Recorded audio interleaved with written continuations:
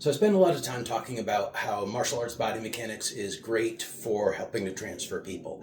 And I do want to make a qualification that that's not always the case. There are a few exceptions to that, and usually it's with more advanced techniques that you wouldn't really want to try unless you had a very good handle on what your body mechanics are.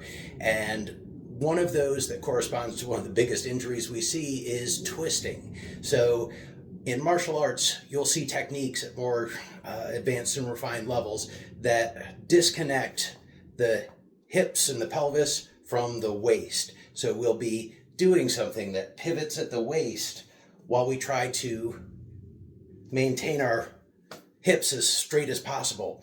Now, when you see that, one of the things that you'll find is that those movements don't carry weight. So I may be shifting someone else, I may be moving someone else, and for whatever reason, I need to stay centered in this direction. Maybe I'm receiving a technique and passing it along, but I'm not extending weight out from me as I do that. So most of the time, I want my hips in line with what I'm doing, especially when I'm doing transfers, something like that, where I'm actually bearing weight.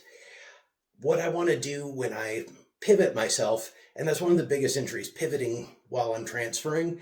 When I pivot, I don't ever want to disconnect my waist from my hips. That's where those injuries happen because I've stretched this muscle in my back out, that lower back muscle, and when I stretch it and twist and reach, that's where that injury happens because I've already stretched that muscle to its max and then I make it bear a load. Okay, so when I'm pivoting, I'm always moving with my feet. I'm helping the person moving with my feet and bringing them along with me and bringing my hips in the same direction that they're facing.